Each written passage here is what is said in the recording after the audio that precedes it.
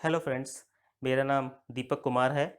आज के इस सेशन में हम लोग डिस्कस करेंगे इफ़ेक्टिव रिज्यूम कैसे बनाएं। रिज्यूम जिसे कि सीवी, करिकुलम विटे या बायोडेटा भी बोला जाता है। हम इस टॉपिक में डिस्कस करेंगे कि फिजिकल रिज्यूम और डिजिटल रिज्यूम में क्या डिफरेंसेस होते हैं। फिर हम डिस्कस करेंगे कि आपका रिज्यूम शॉर्ट होना चाहिए या फिर इलेबोरेटिव होना चाहिए। उसके बाद हम लोग डिस्कस करेंगे कंटेंट और हेडिंग पे, क्या कंटेंट डालें, आप क्या हेडिंग डालें जिससे कि आपका रिज्यूम इफेक्टिव हो जाए। फ्रेंड्स, एक वर्ड होता है लाइक एट फर्स्ट साइट। एक रिक्रूटर जो कि 1,000 रिज्यूम्स में से केवल 10 रिज्यूम्स को ही सेलेक्ट करने वाला है इंटरव्यू कॉल के लिए, तो आपके लिए बहुत इंपॉर्टेंट है कि आप अपना रिज्यूम ऐसे बनाएं कि वो 1,000 रिज्यूम्स में से इफेक्टिवली आपका रिज्यूम नज़र आए और आपको इंटरव्यू सिलेक्शन के लिए कॉल आए। हम इस डिस्कशन में रेफरेंसेस के ऊपर भी डिस्कस करेंगे। रेफरेंसेस कौन से देने चाहिए, कितने डिटेल में देने चाहिए। एंड में हम लोग कुछ एग्जांपल्स के साथ डिस्कस करेंगे, एक इफेक्टिव रिज्यूम लेकर और एक इनफेक्टिव रिज्यूम लेकर। हम ये समझेंगे कि रिक्रूटर कैसे किसी इफेक्टिव रिज्यूम को सेलेक्ट करता है ओवर द इनफेक्टिव रिज्यूम। आइए अब हम रिज्यूम्स के बारे में डिटेल में डिस्कशन करते हैं। हमने रिज्यूम्स को 3 पार्ट्स में डिवाइड किया है: फ्रेशर्स का resume, junior to mid level resume और सीनियर लेवल रिज्यूम। तो जब हम फ्रेशर्स के रिज्यूम की बात कर सकते हैं तो आपका रिज्यूम 1 to 2 पेजेस का ही होना चाहिए। आप 2 पेजेस से बड़ा रिज्यूम मत बनाइए, बिकॉज आपके पास एक्सपीरियंस नहीं है तो आप ज़्यादा कुछ लिख नहीं सकते हैं। अपने रिज्यूम को इफेक्टिव बनाइए और शॉर्ट रखिए। Junior to mid level resume 2 से 3 पेजेस का हो सकता है, और सिमिलरली सीनियर लेवल रिज्यूम आपका 3 to 4 पेजेस का हो सकता है। 4 पेजेस से ऊपर का नहीं बनाना चाहिए। आपको ये पता होना चाहिए कि रिक्रूटर आपके रिज्यूम को 6 सेकंड से ज्यादा नहीं देखने वाला है। तो आप अपना रिज्यूम इफेक्टिव बनाइए और ऐसा बनाइए कि वो रिक्रूटर की नजर में आए। अब हम रिज्यूम गाइडलाइंस की तरफ आते हैं। तो आप कोई भी रिज्यूम बना रहे हैं, कंपनी के हिसाब से बनाइए। यदि आप मैन्युफैक्चरिंग कंपनी में अप्लाई कर रहे हैं या फिर आईटी कंपनी में अप्लाई कर रहे हैं या फिर डिजाइन कंपनी में अप्लाई कर रहे हैं, तो आपका रिज्यूम अकॉर्डिंग टू वर्टिकल होना चाहिए और उस हिसाब से होना चाहिए। कॉमन रिज्यूम मत बनाइए। आप हमेशा अपने रिज्यूम में देखिए कि आपको वो कैसे डिफरेंट बनाता है और रिक्रूटर उसे कैसे, उसके ऊपर निगाह जाएगी उसकी। Don't write emotional content, they have no meaning. तो आपको कॉमन वर्ड्स लिखने हैं, उस पर कोई भी इमोशनल कंटेंट नहीं लिखना है, क्योंकि रिक्रूटर इसको नहीं समझ सकता। Make your resume short and relevant, too lengthy resumes are not useful. ये हम आगे के सेशंस में भी देखेंगे कि शॉर्ट रिज्यूम कैसा दिखाई देता है और एक बहुत बड़ा लिखा हुआ रिज्यूम कैसा दिखाई देता है। प्रोवाइड करेक्ट इन्फॉर्मेशन, आप जो भी इंफॉर्मेशन लिख रहे हैं उस पे वो आप उसको वेरीफाई करा सकते हैं, इस हिसाब से लिखिए। उसके बाद ग्रामेटिकल एरर्स पे हम आते हैं। ये बहुत इंपॉर्टेंट है। आपको ध्यान रखना है कि कोई भी ग्रामेटिकल एरर या स्पेलिंग एरर्स आपके रिज्यूम में नहीं हो। आजकल बहुत सारे टूल्स हैं, स्पेल चेकर्स हैं, जिसके थ्रू आप ये रिज्यूम को वैलिडेट कर सकते हैं और आप इंश्योर कर सकते हैं कि ग्रामेटिकल एरर्स नहीं है। और एंड में हम डिस्कस करते हैं don't write everything you have done. ये आपको बहुत ध्यान रखना है कि आपका रिज्यूम अननेसेसरली बड़ा ना हो जाए और आप केवल वही लिख रहे हैं जो आप शॉर्ट में दिखा सकते हैं और इफेक्टिव वे में दिखा सकते हैं। हम रेफरेंसेस के ऊपर भी डिस्कस करते हैं। तो how many references you should give, कितने रेफरेंसेस आपको देने चाहिए। 2 references in general R sufficient. 2 references आप दे सकते हैं, या तो आप ये भी लिख सकते हैं कि references are available based on request. But otherwise यदि आप रेफरेंसेस के नाम देते हैं तो नाम और डेजिग्नेशन उसमें दे सकते हैं। Avoid giving contact numbers and email ID. आप अपने रेफरेंसेस के कॉन्टैक्ट नंबर्स और ईमेल आईडी रिज्यूम में मत डालिए। इसका रीजन ये है कि आपके रेफरेंसेस की जरूरत तब तक नहीं है रिक्रूटर को जब तक कि आपका सिलेक्शन नहीं हो गया है। तो अननेसेसरी आप ये क्रेडेंशियल्स डालकर नंबर्स को एक्सपोज कर रहे हैं, जो कि आपको नहीं करना चाहिए।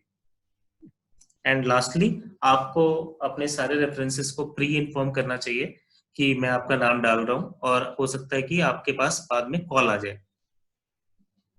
आइए अब हम एक सैंपल रिज्यूम्स के बारे में डिस्कशन चालू करते हैं। हमें अपना रिज्यूम कुछ डिफरेंट बनाना है। तो एक आप सैंपल रिज्यूम देख रहे हैं, ये एक ये मेकअप आर्टिस्ट का रिज्यूम है। Friends, just to inform you कि अब मैंने एक बहुत ही कलरफुल रिज्यूम दिखाया हुआ है। तो आपको मैं पहले ही आपको बता दूं कि इस टाइप का रिज्यूम बहुत सेलेक्टेड जगहों पे ही आप यूज कर सकते हैं। इसको दिखाने का पर्पस केवल एक ही है कि कोई डिफरेंट तरीके का रिज्यूम आप बना सकते हैं।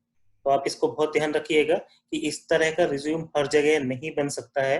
ये एक मेकअप आर्टिस्ट का रिज्यूम है, इसलिए ऐसा कलरफुल हो सकता है। अदरवाइज यदि आप कोई टेक्नोलॉजी के लिए किसी और चीज के लिए जा रहे हैं तो ऐसा रिज्यूम बिल्कुल नहीं बना सकते हैं, वो नेगेटिव कैटेगरी में आएगा। तो आप जैसे देख सकते हैं कि यहाँ पे काफी कुछ कलर्स में डाला हुआ है। अपने एजुकेशन का एक वो बनाया हुआ है, अपना प्रोफाइल, लैंग्वेजेस और स्किल्स डाले हुए हैं, और अलग अलग कलर्स में एक अट्रैक्टिव रिज्यूम नजर आ रहा है। तो ये एक डिजाइन आइडिया है जो कि आप उसे यूज कर सकते हैं।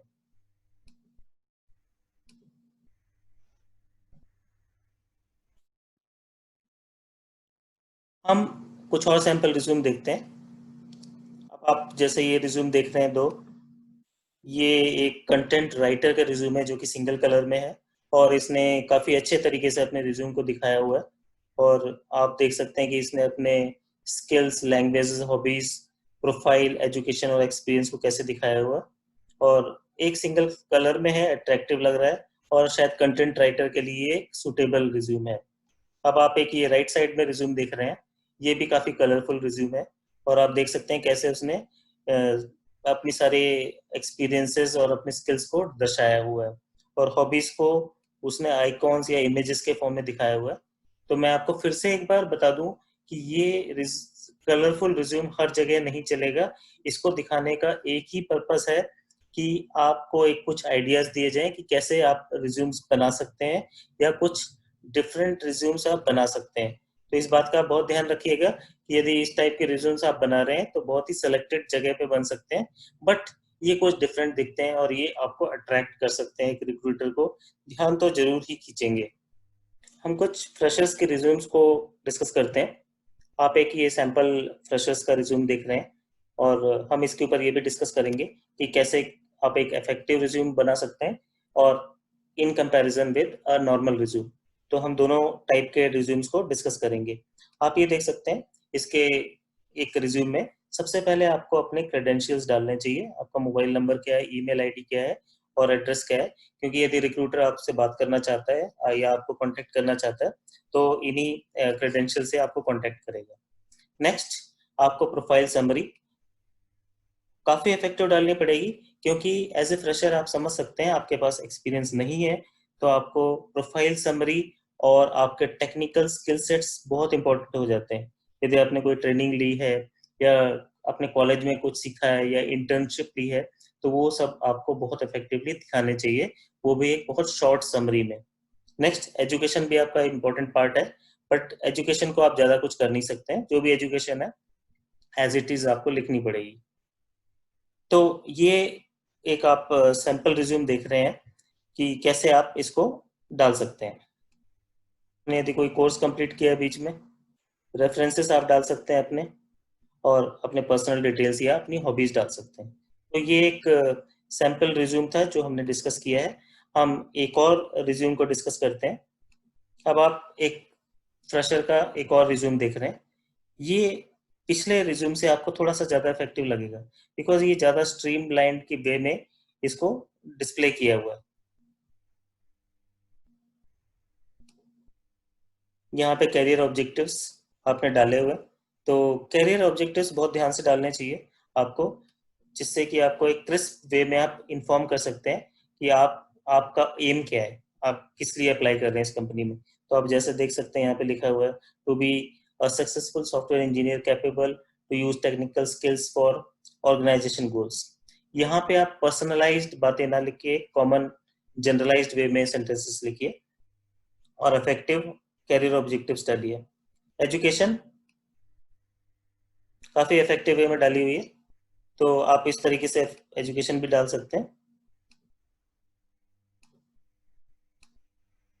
और उसके बाद अपने यदि आपने कोई की स्किल सेट्स हैं तो आप वो डाल सकते हैं। और लास्ट में अचीवमेंट्स काफी इंपॉर्टेंट होते हैं। जैसे कि आप यहाँ पे देख सकते हैं कि काफी सारे इस पर्सन ने कोर्सेज किए हैं या सर्टिफिकेशन किए हैं, ये कॉलेज में काफी स्किल्स इसने एक्वायर किए हैं और वो सारे के सारे मेंशन किए हुए हैं। तो एज ए फ्रेशर ये काफी अच्छा रिज्यूम है, बिकॉज है तो ये फ्रेशर बट इसे काफी टेक्निकल नॉलेज है। आप देख सकते हैं कि जिस चीज में ये जाने की कोशिश कर रहा है उसका पहले से नॉलेज एक्वायर्ड है इसके पास, दो इसने अभी तक जॉब नहीं किया है। तो ये काफी इफेक्टिव सैंपल रिज्यूम है compare to the previous resume जो हमने देखा था। अब हम कुछ सीनियर रिज्यूम्स को डिस्कस करते हैं। आप एक ये रिज्यूम देख रहे हैं, ये काफी सीनियर पर्सन का रिज्यूम है। सबसे पहले हम इसके प्रोफाइल पे देखते हैं क्या लिखा हुआ है। तो आप देख सकते हैं ये लिखा हुआ है achievement driven high performance management executive. ये काफी कुछ बोल्ड स्टेटमेंट है जो कि हमें अवॉइड करना चाहिए, because achievement driven high performance ये सब आप इंडिविजुअल के लिए लिख रहे हैं और शायद रिज्यूम में ये इसको ऐड नहीं करना चाहिए। नेक्स्ट आप देख रहे हैं ये 8 पेज का रिज्यूम है। 8 पेज का रिज्यूम बहुत बड़ा होता है, रिक्रूटर इसको नहीं देखने वाला है, तो आपको 8 पेजेस का रिज्यूम अवॉइड करना चाहिए, सब कुछ नहीं डालना चाहिए जैसे कि हमने पिछले सेशन में देखा था। प्रोफाइल समरी अच्छा लिखा हुआ है, आप देख सकते हैं कि प्रोफाइल समरी काफी डिटेल में लिखा हुआ है। और हम आगे बढ़ते हैं इस पे, नेक्स्ट पेज पे देखते हैं।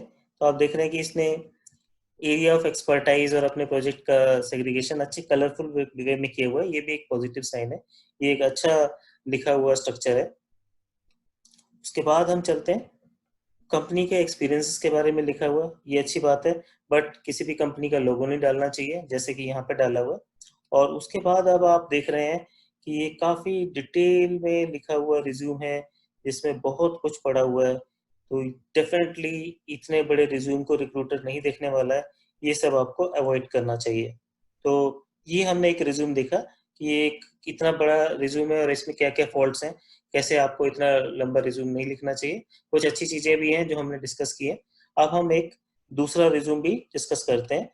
ये भी एक काफी सीनियर पर्सन का रिज्यूम है जो आपकी आप स्क्रीन पे देख पा रहे हैं।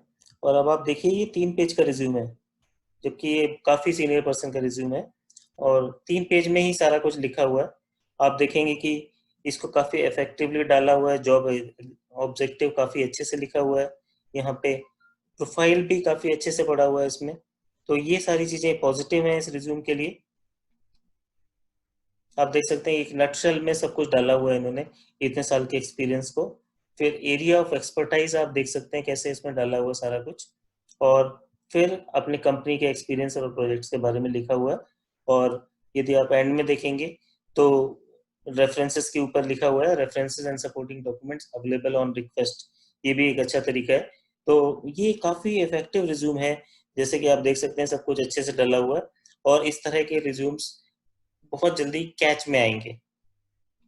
तो फ्रेंड्स हम इस सेशन को यहीं पे समाप्त करते हैं, आशा करते हैं कि आपको ये सेशन पसंद आया होगा और आगे भी इस तरह के वीडियोस मैं डालता रहूंगा। धन्यवाद।